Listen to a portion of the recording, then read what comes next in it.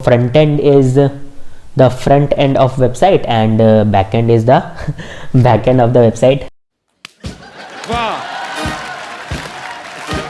Hello everyone, welcome back to Chalk and Slate. Myself Abhishek Agarwal.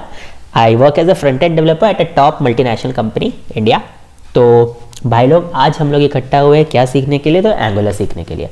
और ये जो मैं सीरीज स्टार्ट कर रहा हूँ, इसको अगर आप पूरे अच्छे से ढंग से फॉलो करते हो तो इस सीरीज़ के अंत तक एक प्रो एंगुलर डेवलपर बन जाओगे। तो चलो स्टार्ट करते हैं एंगुलर का डेवलपमेंट। मैं सबसे पहले आप लोगों को थोड़ा इंट्रोडक्शन देना चाहूँगा कि इस सीरीज़ को स्टार्ट करने से पहले प्री रिक्विजिट ये है कि आपको एटलीस्ट HTML, CSS और वेनिला जावास्क्रिप्ट आनी चाहिए, ठीक है। अगर आपको HTML, CSS और वेनिला जावास्क्रिप्ट नहीं आता है तो भी आप चलो मेरे साथ कंटिन्यू कर सकते हो। मैं आपको लेक्चर्स के बीच बीच में HTML, CSS और वेनिला जावास्क्रिप्ट बता दूंगा, और अगर आप चाहते हो तो अलग से एक वीडियो भी इसके ऊपर ले आऊँगा, ठीक है। हम लोग सीखेंगे अब सबसे पहले आज का वीडियो में कि कैसे इंस्टॉलेशन एंड सेटअप करते हैं। सब कुछ प्रैक्टिकल होने वाला है, हम ज़्यादा थ्योरी के झमेले में पढ़ने ही नहीं वाले, एकदम बिल्कुल जो हम लोग को डेवलपमेंट के लिए चाहिए वही हम लोग सीखने वाले हैं। एंगुलर बहुत ईजी, हम लोग चुटकियों में सीख सकते हैं। तो चलो उससे पहले मैं थोड़ा सा आप लोगों को बेसिक बातें बताना चाहता हूँ, तो वो हम लोग थोड़ा सा सुन लेते हैं। तो चलो मैं सबसे पहले कोई भी एक वेबसाइट खोल लेता हूँ, ठीक है। मतलब मैं आप लोगों को बताना चाहता हूँ कि एक वेबसाइट कैसे वर्क करता है। तो जैसे वेबसाइट के बारे में भी लोगों ने बहुत ये बात सुनी होगी, कुछ फ्रंट एंड बोलकर होता है, कुछ बैक एंड बोलकर होता है, ठीक है। तो ये फ्रंट एंड बैक एंड होता क्या है? तो पहली बात तो front end is the front end of website and back and is the back end of the website. तो जोक्स अपार्ट, चलो हम लोग समझते हैं कि एक फ्रंट एंड और बैक एंड होता क्या है। स्टार्ट करते हैं फ्रंट एंड से। तो देखो जैसे कि मैंने ये अमेज़न की वेबसाइट खोली है, ठीक है। अब मैं एक यूज़र हूँ जिसने इस वेबसाइट को खोला है, तो यूज़र को इंटरैक्ट करने के लिए जो दिखता है सबसे पहले वही होता है फ्रंट एंड, ठीक है। आप उसको यूज़र इंटरफेस बोल दो, UI बोल दो, वो front end part of the website है, ठीक है। वेब डेवलपमेंट का फ्रंट एंड है जिसमें यूज़र को दिखता है और जिससे वो इंटरैक्ट करता है। सपोज मुझे यहाँ पर एक लोगो दिख रहा है, एक सर्च बार दिख रहा है, यहाँ सर्च का बटन दिख रहा है, या शॉप नाउ का बटन दिख रहा है, या बहुत सारे कार्ड्स दिख रहे हैं। इसमें से किसी पे भी मैं क्लिक कर सकता हूँ और उससे मैं कुछ शॉपिंग एंड ऑल कर सकता हूँ। तो ये सब क्या है? तो ये सब front part of the website है, फ्रंट एंड है। यूज़र इंटरफेस है, मतलब यूज़र को जो दिखता है जिसके ज़रिए यूज़र जो चाहता है, मतलब जिस इंटेंशन से वेबसाइट में आया है वो पूरा कर सके, ठीक है। सपोज मैं क्लिक करूंगा तो कुछ होगा, यहाँ देखो मुझे लैंग्वेज सेलेक्ट करने को मिल गया, मतलब कुछ भी जिससे भी मैं इंटरैक्ट कर रहा हूँ वही सब मेरे फ्रंट एंड के अंडर में आते हैं, ठीक है। तो फिर अब बैक एंड क्या है? तो चलो इसको मैं समझाता हूँ एक बहुत ही सुंदर से डायग्राम के जरिए जो मैंने बनाया है। देखो, तो चलो इमेजिन करो ये मेरा अमेजन वाला ही वेबसाइट है, ठीक है। जैसे हमने सीखा कि फ्रंट एंड भैया क्या है, तो फ्रंट एंड वो पार्ट ऑफ द वेबसाइट है जिससे हम लोग इंटरैक्ट करते हैं। जैसे कि हमने देखा जो हमारा टॉप में यहाँ पे एक नैव बार दिख रहा था, ये नीचे में एक बार है, यहाँ पे आपको कार्ड्स दिख रहे हैं, इनमें से आप क्लिक करोगे, यहाँ पे कुछ बहुत सारे ऑप्शंस दिख रहे हैं आइटम्स के। यही सब मेरे फ्रंट पार्ट यानी फ्रंट एंड है वेबसाइट का, यानी यूज़र को जो दिखता है जब आप वेबसाइट को सर्च करते हो। तो चलो मेरे को ये वो वेबसाइट है जो यूज़र के सर्च करने पे दिखता है, ठीक है। बट वेबसाइट में आके फ्लैश क्या होता है? वेबसाइट में तो डेटा ही फ्लैश हो रहा है ना, हर कुछ तो डेटा है। जैसे सपोज आप देखोगे यहाँ पे बहुत सारे साड़ीज़ की वैरायटीज़ दिख रही है, ये सब कुछ ही डेटा है। जितनी भी फोटोज़ दिख रही है ब्यूटीफुल लेडीज़ की, सब तो क्या है? एक डेटा ही है, ठीक है। यहाँ पे आप देख रहे हो, जैसे सपोज यहाँ पे कुछ 77% ऑफ लिखा है, यहाँ 36 लिखा है, यहाँ 35 लिखा है। तो टाइम टू टाइम ये आइटम्स भी चेंज होंगे और यहाँ पे जो परसेंटेज ऑफ है वो भी चेंज होगा, सब कुछ। तो ये सब डेटा है, कहीं ना कहीं तो मैनेज हो रहा होगा, ठीक है। कोई भी पर्टिकुलर चीज़ जो बिक रही है वेबसाइट पे उसका भी कुछ डेटा होगा, है ना। तो वो सब डेटा कहीं ना कहीं तो स्टोर होता होगा। तो सबसे पहले देखो वेब वर्क कैसे करता है। तो जो भी डेटा होता है वो हमारा डेटाबेस में स्टोर होता है। डेटाबेस समझ लो एक स्टोर ऑफ डेटा है, एक गोडाउन है जहाँ पे बहुत सारा डेटा रखा हुआ है, ठीक है। अब जो डेटा है वो गोडाउन से उठ के ये फ्रंट एंड में हम लोगों को दिखता है, ठीक है। अब ये गोडाउन यानी डेटाबेस से डेटा उठा के फ्रंट एंड में लाने का काम कौन करता है? तो वो काम करता है हमारा APIs, ठीक है। ये APIs क्या है? तो APIs वो है जो डेटाबेस से डेटा उठा के आपके फ्रंट एंड में लाके शो करता है। सिर्फ API इतना ही नहीं करता है, API बहुत सारे बिजनेस लॉजिक भी एग्जीक्यूट करता है। अब मैं एक छोटा सा एग्जांपल दे देता हूँ। बिजनेस लॉजिक एग्जीक्यूट करने से मेरा मतलब क्या है? जैसे सपोज मुझे कोई पर्टिकुलर, जैसे मैंने इस पर्टिकुलर कार्ड पे क्लिक किया तो अब इस पर्टिकुलर कार्ड के क्लिक पे देखो ये सब खुला और भी ज़्यादा डेटा आया। तो असल में मैंने जब उस पर्टिकुलर कार्ड को क्लिक किया तो मैंने अपने फ्रंट एंड से डेटाबेस को एक रिक्वेस्ट भेजा, है ना। मैंने एक रिक्वेस्ट भेजा डेटाबेस से कि मुझे अब इस पर्टिकुलर कार्ड से रिलेटेड इन्फॉर्मेशन ला के दो। तो इस रिक्वेस्ट को फेच करके, जो डेटाबेस है वहाँ से रिक्वेस्ट को फेच करके लेके कौन आया, तो वो मेरा एपीआई था, ठीक है। और एपीआई बहुत सारे बिजनेस लॉजिक को भी एग्जीक्यूट कर सकता है। सपोज मैं पर्टिकुलरली सर्च करूँ क्लोथ्स, तो बहुत सारे डेटा में वो जाकर डेटाबेस में जो टेबल्स है जिसमें मेरा डेटा रखा हुआ है उसमें से क्लोथ्स को फिल्टर करके ले आएगा। एक बेसिक सा मैं एग्जांपल दे रहा हूँ। तो मोटा मोटा हम लोग सबको इतना तो पता चल गया कि फ्रंट एंड है, front part of the website, जो सुंदरता और ये इंटरेक्ट करने की चीज़ें हैं जो वेबसाइट की जो हम लोगों को दिखती है, ये हो गया मेरा फ्रंट पार्ट ऑफ वेबसाइट, ठीक है। अब डेटाबेस जो है वो स्टोर ऑफ डेटा है, ठीक है। तो अब ये डेटाबेस में जो डेटा रखा हुआ है वो फ्रंट एंड में आता किसके मदद से है, तो हमारे एपीआई की मदद से। ये एपीआई और डेटाबेस ही हमारा बैक एंड है और जो सामने यूज़र को दिखता है वो हमारा फ्रंट एंड है। अब जिस तरह से हमारा बैक एंड जो एपीआई है, उस एपीआई को भी हम लोग अलग अलग टेक्नोलॉजीज़ पे लिख सकते हैं। जावा पे लिख सकते हो आप चाहो तो पाइथन पे लिखा जा सकता है, सी शार्प पे लिखा जा सकता है, ठीक है। तो सिमिलरली ये जो हमारा front end part of the website है, ये फ्रंट एंड भी किसी पर्टिकुलर टेक्नोलॉजी को यूज़ करके ही हम लोग बनाते होंगे, ठीक है। तो अगर मैं एकदम बेसिक से बताऊँ तो असल में हम लोग HTML, CSS और वैनिला जावास्क्रिप्ट का ही यूज़ करते हैं। अगर किसी को HTML, CSS और जावास्क्रिप्ट नहीं पता और वो चाहते हैं उस पर भी वीडियो, तो वो मैं ला दूंगा। बाकी एटलीस्ट एंगुलर स्टार्ट करने से पहले आप लोगों को बेसिक HTML और CSS तो पता होना चाहिए और ओवरऑल जावास्क्रिप्ट पता होना चाहिए, ठीक है। तो चलो मैं इसे ही बता देता हूँ। तो आप इमेजिन करो कि आपके पास एक कार है, ठीक है। अब इस कार का जो बॉडी है या स्ट्रक्चर है या ढांचा है वो समझ लो HTML है। अब ये जो कार का जो स्ट्रक्चर है वो तो लोहे का बना था या किसी मेटल का बना था, तो वो जो स्ट्रक्चर है उस स्ट्रक्चर पे कोई पर्टिकुलर पेंट भी चढ़ा होगा, कोई पर्टिकुलर डिज़ाइन बना होगा, कुछ स्टिकर लगा होगा, ये सब कुछ होगा। तो ये सब चीज़ आपका CSS है। और जो वो फंक्शनैलिटीज़ होता है, जैसे मैंने बटन क्लिक किया, वीडियो प्लेयर में कुछ सॉन्ग बजने लगा, ठीक है, या फिर मैंने बटन प्रेस किया और विंडो खुल गया, तो ये कुछ फंक्शनैलिटीज़ है। ये फंक्शनैलिटीज़ समझ लो जावास्क्रिप्ट है, ठीक है। तो इसी चीज़ को मैं इस वेबसाइट से अगर बताऊं तो जैसे सपोज आपको यहाँ पे दिख रहा है, यहाँ पे एक लोगो लगा हुआ है, यहाँ पे इतना बड़ा सा एक इनपुट बॉक्स है, यहाँ पे एक बार है, इधर कार्ड्स है। तो ये सब पूरा जो ढांचा या स्ट्रक्चर जो बना होगा ये बना था हमारे HTML की मदद से, हाइपरटेक्स्ट मार्कअप लैंग्वेज की मदद से। जो वो उसमें कुछ हमने सुंदरता ऐड की, सपोज यहाँ पे ब्लैक कलर कर दिया, यहाँ ब्लू कलर दिख रहा है, ये आपके कार्ड्स में एक कलर दिख रहा है, यहाँ पे आपको ये पर्टिकुलर एक इमेज दिख रहा है, इसके नीचे कुछ लिखा हुआ है जिसका एक पर्टिकुलर फॉन्ट है, यहाँ जो लिखा हुआ है इसका एक पर्टिकुलर फॉन्ट है, ये थोड़े बड़े में लिखा हुआ है, ये छोटे में लिखा हुआ है, यहाँ अलग कलर है। ये सब कुछ जो हमने beauty of the website maintain की है वो CSS की मदद से की है, ठीक है। अब आपको वेबसाइट में और भी कुछ दिख रहा होगा। सपोज मैंने क्लिक किया तो ये बिल्कुल साइड से एक नैप बार खुला, क्रॉस में क्लिक किया तो नैप बार हट गया। तो यहाँ पे कुछ फंक्शनैलिटीज़ आपको दिख रही है, ठीक है। तो ये सब फंक्शनैलिटीज़ हम लोग जावास्क्रिप्ट की मदद से करते हैं, ठीक है। चलो मैं आपको एक छोटा सा एग्जांपल भी दे देता हूँ। ये HTML, CSS और जावास्क्रिप्ट का बहुत ही सिंपल सा, क्योंकि ये वीडियो लेक्चर ऐसे भी HTML, CSS और जावास्क्रिप्ट पे नहीं है, बट फिर भी मैं एक बेसिक सा एग्जांपल दे देता हूँ बिकॉज ताकि अगर कोई थोड़े से भी अनकंफर्टेबल है तो कंफर्टेबल हो जाए। बाकी हम लोग डायरेक्ट डाइव करेंगे एंगुलर पर ही, ठीक है। मैंने एक फोल्डर बना लिया, इस फोल्डर को मैं अपने कोड एडिटर पे खोल लूँगा। मैंने कोड एडिटर के लिए VS कोड को यूज़ किया है। कोड एडिटर से अब कोई कंफ्यूज मत हो जाना, कोड एडिटर इज़ नथिंग बस a place where we write our code. जैसा कि सपोज आप मोबाइल यूज़ करते हो तो मोबाइल में कीबोर्ड में जब आप कुछ लिखते हो तो जब ऑटो सजेशंस आता है तो आपका काम आसान हो जाता है ना। तो सिमिलरली जब हम लोग VS कोड का इस्तेमाल करते हैं, VS कोड या किसी भी कोड एडिटर का इस्तेमाल करते हैं कोड लिखने के लिए, तो हमारे काम को आसान बना देता है। कोड हम किसी भी नॉर्मल टेक्स्ट एडिटर पे लिख सकते हैं, ओके। किसी भी नॉर्मल टेक्स्ट एडिटर पे आप लिख सकते हो कोड को, बट जब भी आप किसी कोड एडिटर पे लिखते हो, है ना, तो उससे एक फ़ायदा होता है कि आपको बहुत सारे ऑटो सजेशंस मिलते हैं और आधा कोड आपका कोड एडिटर ही सजेशन से लिख देता है, तो आपको बहुत कम दिमाग में याद रखना पड़ता है, ठीक है।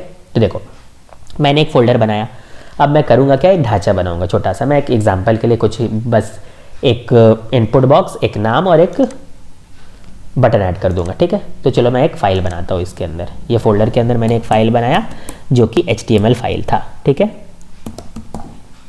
मैंने बना दिया। अब इस HTML फाइल को मैं खोलूँगा और इस पर एक बेसिक सा HTML लिख दूंगा, और आई थिंक HTML सबको ही बेसिक आता होगा। हाँ, तो चलो देखो मेरा HTML का ये खुल ही गया है, तो इस पर मैं कोड लिखना चालू करता हूँ। देखो HTML में होते हैं प्री डिफाइंड टैग्स, जैसे सबसे बड़ा पेरेंट टैग होता है HTML का। उसके बाद होता है मेरा हेड टैग, जिसमें हम लोग एक्सटर्नल लिंक्स को ऐड करते हैं। उसके बाद यहाँ पे सपोज मेरा बॉडी टैग, जिसमें मेरा पूरा वेबसाइट का स्ट्रक्चर जाता है। अब इसी बॉडी टैग पे चलो मैं एक इनपुट बॉक्स ले लेता हूँ, उसका नाम दे देता हूँ नेम, और यहाँ पे मैं एक बटन ले लेता हूँ, ठीक है। और जो भी आप यूज़ करते हो उसका कुछ आईडी और क्लास आईडी एटलीस्ट देते हैं हम लोग। ये सब चीज़ें आप लोग ऑलरेडी किए हुए होंगे, नहीं तो मैं एक नेक्स्ट लेक्चर में बता दूंगा अलग से जो बनाऊंगा। फिलहाल मैं एक छोटा सा डेमो दे रहा हूँ, ठीक है। तो ये बन गया मेरा ढांचा, ठीक है। अगर मैं चाहूँ तो इसे रन कर दूँ तो देखो मेरा ये ढांचा कैसा दिखता है। ये छोटा सा एक ढांचा है, बिल्कुल भी कोई बड़ा वेबसाइट नहीं होगा।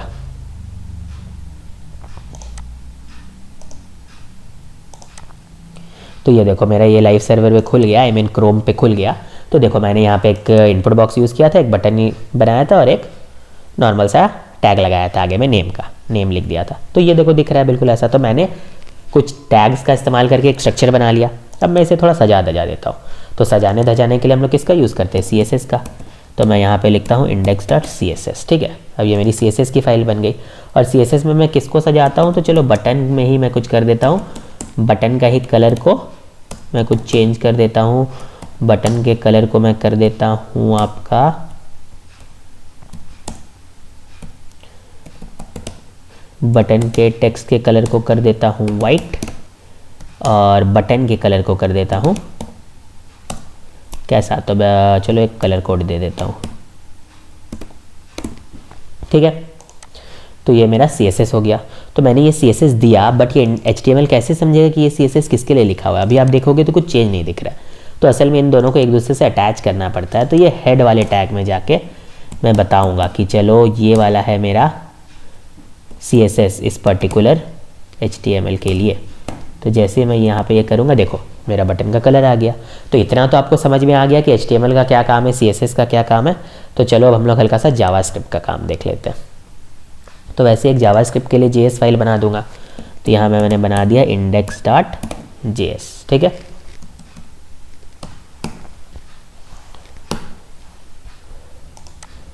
अब जैसे CSS को ऐड किया था वैसे चलो JS को भी ऐड कर देता हूँ।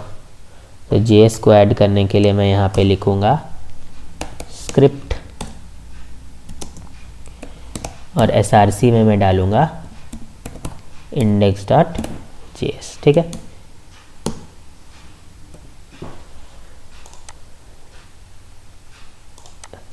और इस JS में मैं लिखूँगा, और जब भी हम लोग JS को ऐड करते हैं यहाँ पे एक और चीज़ लिख देते हैं डेफर। ये चीज़ अगर मैं कभी JS पढ़ाऊँगा उसी से मैं बता दूंगा। तो चलो अब JS में करते क्या है, कुछ नहीं। चलो मैं चाहता हूँ कि बटन को क्लिक करो तो एक पॉपअप दिखे। तो अब ये JS के कोड पे आप लोग ध्यान मत देना, क्योंकि फ़िलहाल हम लोग JS सीख भी नहीं रहे। तो आप लोग बस देखते जाओ हो क्या रहा है। बात की ओवरऑल जेस्ट को समझो, उतना आपको कोडिंग जानने की ज़रूरत नहीं है, क्योंकि हम लोग HTML CSS और जावास्क्रिप्ट पर भी पढ़ भी नहीं रहे, है ना।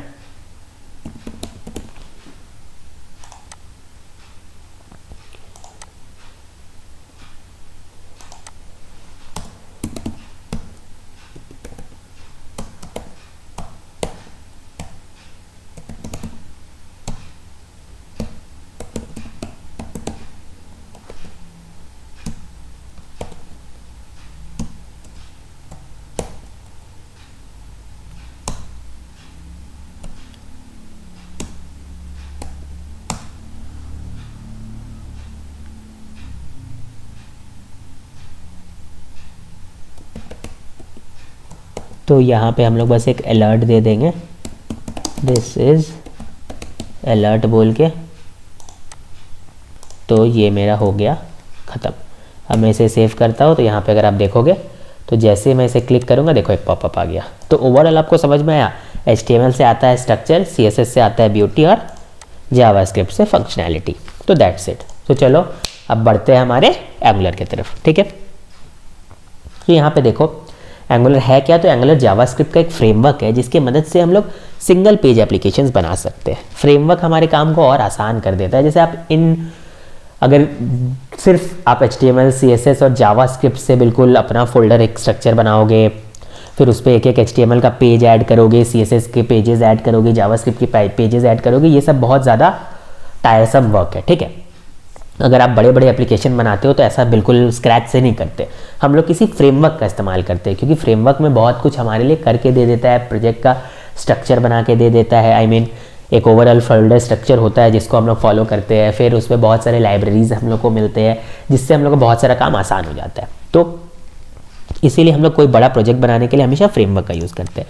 तो ये भी एक जावास्क्रिप्ट का फ्रेमवर्क है जिससे हम लोग रिएक्टिव सिंगल पेज एप्लीकेशंस बनाते हैं।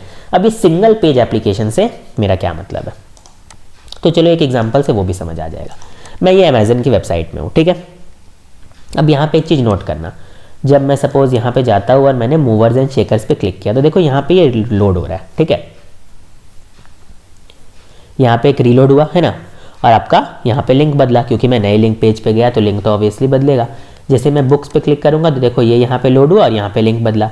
अगर मैं बेबी प्रोडक्ट्स पे क्लिक करता तो देखो यहाँ पे भी लिंक बदला और ये रीलोड हो रहा है। मतलब जैसे जैसे हम लोग नए नए पेजेस पे जा रहे हैं तो ऑब्वियस सी बात है उसका यहाँ पे जो एड्रेस है वो बदलता है और पेज रीलोड होता है, ध्यान देना। बट अब एक चीज़ देखो, एक ऐसी वेबसाइट पे जाता हूँ जो एंगुलर बेस्ड है, मतलब एंगुलर से बनी है। तो चलो एंगुलर के डॉक्स पे चलते हैं।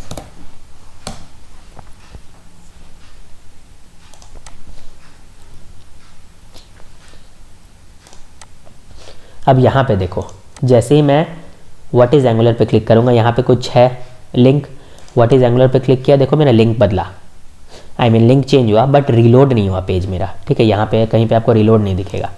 ट्राई इट पे मैंने क्लिक किया, गेटिंग स्टार्टेड पे क्लिक किया, देखो लिंक नहीं बदला। एडिंग नेविगेशन पे क्लिक किया, मेरा ये जो रीलोड हो रहा था वो नहीं हुआ, लिंक बदला, रीलोड नहीं हुआ। तो इससे एक चीज़ पता चल गया कि मेरा जो पेज है वो नए नए पेजेस में नहीं जा रहा है, ये मेरा पूरा वेबसाइट एक सिंगल पेज पे ही बना है। आपने अमेजन वाले वेबसाइट में नोट किया था तो इस पर क्या हो रहा था कि मेरा वेबसाइट बहुत सारे पेजेस से मिलके बना है, ठीक है। मैं एक पेज से नेविगेट करके दूसरे पेज में जा रहा था, इसलिए वो रीलोड हो रहा था पूरा और दूसरे पेज में मुझे लेकर जा रहा था, ठीक है। बट यहाँ एंगुलर में हमने क्या देखा कि वो एक सिंगल पेज ही है। देखो यहाँ पे आपका लिंक बदलता रहेगा, देखो लिंक बदल रहा है बट मेरा रीलोड नहीं हो रहा, मतलब एक सिंगल ही पेज है, उसका डेटा बस चेंज हो रहा है। तो अगर मैं इसे आपको एक तरह से ड्रॉ करके बताने की कोशिश करूँ, एक बार के लिए मैं इसे डिलीट करता हूँ। तो एंगुलर के केस में होता क्या है कि मेरा सपोज ये एक सिंगल पेज ही है, ठीक है। अगर मैंने एक पर्टिकुलर लिंक को विजिट किया तो वो पर्टिकुलर लिंक का डेटा यहाँ पे दिख गया। जैसे ही मैंने दूसरे लिंक को विजिट किया तो ये वाला डेटा हट गया, ऐसे करके ये डेटा हट जाएगा और फिर एक दूसरा डेटा आ जाएगा। फिर मैंने जब तीसरे लिंक को विजिट किया तो मेरा ये डेटा हट जाएगा और एक चौथा डेटा आ जाएगा। मतलब मेरा पेज सिंगल ही है, डेटा बस बदल रहा है उस पर, ठीक है। जो फ्लैश हो रहा है, जो दिख रहा है वो बदल रहा है। यानी मेरा एक सिंगल पेज का ही पूरा, मान लो मेरे वेबसाइट में ऐसे 100 लिंक्स है जो नए नए चीज़ों को खोलते हैं, बट मेरा वेबसाइट का पेज एक ही रहेगा, उस पर बस डेटा आके हटते जाएगा। ये डेटा आया, ये हटा, जब मैं दूसरे पे गया तो दूसरा आ जाएगा, ठीक है। बट अगर मैं इसे कंपेयर करूँ अमेजन वाले वेबसाइट से तो उस पर ऐसा नहीं होता है। अमेजन वाले वेबसाइट में क्या हो रहा था, या फिर जो नॉर्मल एंगुलर बेस्ड नहीं है तो उस पर ऐसे करके मल्टीपल पेजेस होते हैं। तो मैंने किसी पर्टिकुलर लिंक पे क्लिक किया तो ये पेज लोड हुआ, किसी दूसरे पे क्लिक किया तो ये लोड हुआ, किसी तीसरे पे क्लिक किया तो ये लोड हुआ, किसी चौथे पे क्लिक किया तो ये लोड हुआ। बट एंगुलर के केस में ऐसा नहीं होता। एंगुलर के केस में आपका एक सिंगल पेज ही है। अब इस सिंगल पेज पे जब आप एक पर्टिकुलर लिंक पे क्लिक करते हो तो वो खुलता है, जब वो ख़त्म हो गया अब दूसरे लिंक पे क्लिक करते हो तो वो हट के उसके जगह पे दूसरा आ जाता है। आपने तीसरे लिंक पे क्लिक किया तो वो हट के उसके जगह पे चौथा आ जाता है, इस तरह से, ठीक है। तो that is the difference between this line. ये जो आपने लाइन देखा कि Angular is a JavaScript framework used to make reactive single page application. I think it is clear. तो चलो अब इंस्टॉलेशन और सेटअप करते हो, डायरेक्ट कोड पे डाइव इन करते हैं, ठीक है। तो देखो जैसे यहाँ पे दिख ही रहा है कि आपको सबसे पहले चाहिए Node.js, तो जाएंगे अपन Node.js को इंस्टॉल करेंगे।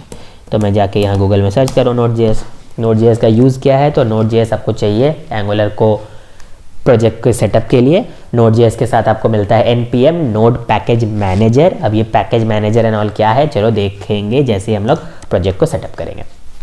तो जल्दी से नोड जेएस पे जाके क्लिक करते हैं। आप चाहो तो लेटेस्ट वाला ले सकते हो, but recommended for most user जो रहता है मैं उसी पे क्लिक करता हूँ। ये जल्दी से छोटा सा ही है 29.5 MB का, तो बस चलो डाउनलोड भी हो गया। अब उठाओ इसे, ये डाउनलोड्स फोल्डर में ही है, इसको आप डबल क्लिक करो। ये प्रिपेयर हो रहा है इंस्टॉल होने के लिए, तो जल्दी से जैसे इंस्टॉल करते हैं भाई नेक्स्ट करो, एक्सेप्ट करो, लाइसेंस एग्रीमेंट को पूरा पढ़ लेना मत पढ़ना इसको। फिर यहाँ पे जाओ, नेक्स्ट करो, फिर नेक्स्ट करो, और आप बस यहाँ पे भी डायरेक्ट नेक्स्ट कर सकते हो। इंस्टॉल पे क्लिक कर दो, ये इंस्टॉल होना स्टार्ट हो गया। ये फ्यू सेकेंड्स में आपका इंस्टॉल हो जाएगा। जैसे ही आपका नोड इंस्टॉल हो जाएगा तो हम लोग जाके इसको CMD में जाके बस चेक करेंगे नोड वर्जन। अगर आपका आ जाता है सब कुछ, यानी कि आपका नोड इंस्टॉल हो चुका है। ठीक है, तो इसे थोड़ा सा वक्त देते हैं, ये जल्दी से इंस्टॉल हो जाएगा। बाकी आप लोग चॉक एंड स्लेट के साथ बने रहो। जावा का भी एक प्लेलिस्ट चालू है, वो भी टाइम टू टाइम अपडेट होता रहेगा। जिसको भी जावा प्रोग्रामिंग लैंग्वेज सीखना है वो हमारे साथ बनकर सीख सकता है। तो चलो ये हो गया है इंस्टॉल, इसे मैं कर देता हूँ फिनिश। ठीक है, अब मैं कैसे चेक करूँगा, तो जाऊँगा CMD में, यहाँ पे लिखूँगा नोड डैश वर्जन। अब जैसे ही आप क्लिक करोगे देखो मेरा वर्जन 18.13.0 आ गया, जिसको मैंने इंस्टॉल किया था, है ना। तो वर्जन यहाँ पे दिख गया, यानी कि ये इंस्टॉल हो चुका है। देखो आजकल लेटेस्ट वाले जो वर्जन्स होते हैं उसमें क्या होता है कि इंस्टॉलेशन करने के बाद आपको जाकर इन्वायरमेंट वेरिएबल में पाथ सेटअप करने की ज़रूरत नहीं है, बट पहले करना पड़ता था। जैसे आपको क्या करना पड़ता था, ये आपके इन्वायरमेंट वेरिएबल में जाना पड़ता था, वहाँ जाके आपको न्यू में क्लिक करना पड़ता, फिर वहाँ पे पाथ को सेटअप करना पड़ता। पर अभी वैसी कोई ज़रूरत नहीं, आप डायरेक्ट इंस्टॉल करोगे तो वो हो जाएगा। ठीक है, तो मेरा नोड इंस्टॉल हो गया। अब नोड इंस्टॉल होने के बाद क्या करना है, तो सेकेंड चीज़ है आपको चाहिए कोड एडिटर, क्योंकि कोड एडिटर के मदद से ही आप कोड करोगे तभी आसान होगा। तो VS कोड आप कर सकते हो इंस्टॉल। VS कोड एक कोड एडिटर है, बहुत सिंपल है। यहाँ पे जाओ, VS कोड लिख दो। जैसे आप VS कोड लिखोगे तो उसको उसके आपके वेबसाइट में ले जाएगा, या डाउनलोड क्लिक कर देना। जैसे ही आप डाउनलोड पे क्लिक करोगे ये बिल्कुल जैसे आपने नोड इंस्टॉल किया यार वैसे इंस्टॉल करना है, बहुत सिंपल सी बात है। तो चलो अब हम लोग देखते हैं नेक्स्ट एंगुलर CLI क्या है। ठीक है, तो देखो क्या होता है, जैसे अभी आप लिखोगे ना यहाँ पे npm, तो यहाँ पे बोलेगा, देखो इसने हमने जैसे ही नोड को इंस्टॉल किया सबसे पहले, तो आपको नोड के इंस्टॉल करते ही आपको मिल गया नोड पैकेज मैनेजर। अब ये नोड पैकेज मैनेजर क्या है, तो मैंने जैसे आपको बताया कि एंगुलर एक फ्रेमवर्क है। ठीक है, अब फ्रेमवर्क में हमारे काम को थोड़ा आसान कर देता है। जैसे जो बड़े बड़े वेबसाइट्स बनते हैं, अब इन बड़े बड़े वेबसाइट्स को ऐसा नहीं बना सकते आप कि बस एक नॉर्मल गए एक फ़ोल्डर बना लिया, उस फोल्डर के अंदर में, जैसे हमने एक छोटा सा भी एग्जांपल देखा था, आप ऐसा नहीं करते उसमें कि बस गए एक नॉर्मल फोल्डर बना लिया, उस फोल्डर के अंदर अलग अलग HTML CSS और जावास्क्रिप्ट की फाइल बना रहे हो और कोड कर रहे हो। नहीं, एक प्रॉपर फोल्डर स्ट्रक्चर को हम फॉलो करते हैं। और हम लोग बहुत सारे इनबिल्ट लाइब्रेरीज़ को इस्तेमाल करते हैं जो कोई और बना के चल गए हैं, बस हम लोग उसे रीयूज़ कर लेते हैं। तो ये सब लाइब्रेरीज एंड ऑल कहीं पे रखे हुए हैं ना, तो इन सब को हमें ला के देना, टाइम टू टाइम कुछ अपडेट करना या कुछ इंस्टॉल करना, जो भी हमारे प्रोजेक्ट को चाहिए वो हम लोग को करने में मदद करता है ये नोड का पैकेज मैनेजर। नाम से पता चल रहा है ये मैनेजर है। तो मेरे प्रोजेक्ट को जो भी चाहिए कहीं और रखे लाइब्रेरीज और लाइब्रेरीज के बंडल से सपोज ऐसा, तो उसके लिए मेरा नोड मदद करता है। इतना कॉम्प्लेक्स मत समझो, बस इतना समझो कि ये नोड पैकेज मैनेजर के मदद से हम लोग को जो भी लाइब्रेरीज एंड जो भी इंस्टॉलेशन चाहिए अपने प्रोजेक्ट में वो हम लोग कर सकते हैं। ठीक है, अब एंगुलर के प्रोजेक्ट को सेटअप करने में हमें और मदद करता है एक और चीज़ जिसका नाम है हमारा एंगुलर CLI, क्योंकि एंगुलर CLI के मदद से ही हम लोग कुछ कमांड्स लिखते हैं और उन सब पैकेजेस को अपने में ईजिली इंस्टॉल करते हैं। तो एंगुलर CLI सबसे पहले आपको इंस्टॉल करना होगा। कैसे इंस्टॉल होगा, तो npm install @angular/CLI लिख दोगे तो latest version of angular CLI install हो जाएगा।